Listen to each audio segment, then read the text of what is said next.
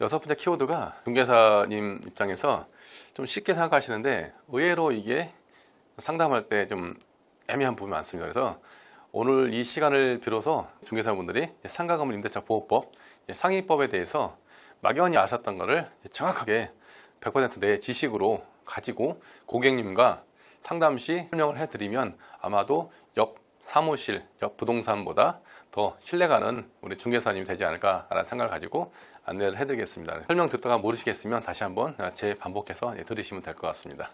기본적으로 상가건물 임대차 보호법은 우리가 지금 민법의 특례 규정이기 때문에 여기 있다시피 상가 건물의 매매가 아니고 임대차입니다. 임대차.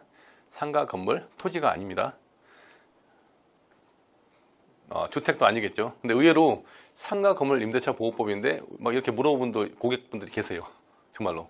일단 목적은 상가 건물의 임대차고 적용 보면은 말씀 그대로 상가 건물의 임대차에 적용이 되는 건데 중요한 게 일단은 사업자 등록의 대상이 되는 건물 앤드 영업용으로 사용해야 됩니다. 그래서 상임법에 적용을 받으려면 우리 임차인이 사업자 등록증을 내고 거기서 영업용으로 당연히 점유하면서 장사를 하셔야겠죠. 이게 가장 기본적인 내용이고 중개사님들이 아셔야 할 부분은 이겁니다. 환산보증금에 대한 거죠. 우리 투자자분들은 여기 모르셔도 되겠지만 중개사분들 입장에서는 상임법에서 환산보증금 초과 임차인에 대한 게 가장 중요한 부분이에요. 그래서 환산보증금 초과 임차인은 원칙적으로 상임법에 적용을 못 받습니다. 못 받는데 외적으로 몇 가지 경우만 상임법 적용을 받는다고 이해하셔야 되기 때문에 환산보증금 초과 임차인이 적용받는 항목과 적용받지 못한 항목을 정확하게 구분해 가지고 우리 중개사님들이 임대차 계약서를 쓰실 때 이 환산보증 기준에서 이 바운더리에서 임대인 입장에서 중개를 할 것인지 임차인 입장에 중개할 것인지를 가름하셔서 계약서 진행을 하셔야 됩니다. 일단 환산보증금이라는 개념은 뭐 다들 아시겠지만 보증금 플러스 올차인 곱하기 100으로 보시면 됩니다. 그래서 예를 들어서 보증금 3천만 원에 올차인 300만 원짜리 상가 같은 경우 환산보증금은 3억 3천이 되겠죠. 왜냐하면 보증금 3천만 원 플러스 이 300만 원 곱하기 100 하면 3억이죠. 그래서 3억 3천만 원이 환산보증금입니다. 그래서 상임법에서는 모든 금액이 환산보증금 기준으로 적용이 됩니다. 반대로 우리 상가 건물 임대차 보호법이 있으면 우리 주택에도 주택 임대차 보호법이 있죠.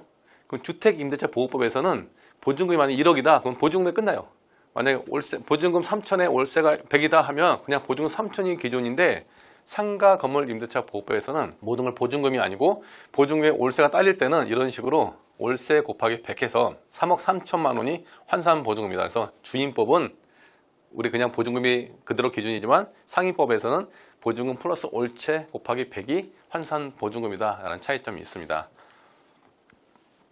그래서 환산보증금은 각 지역별로 듭니다. 1호가 서울, 그 다음에 수도권, 세 번째가 이제 세종 포함 강역시, 네 번째가 그 밖의 지역인데 지금 2019년 여기 4월 2일 날에 가장 최근 개정판이거든요. 그래서 2019년 4월 2일 기준할 때 서울이 9억으로 많이 올랐습니다.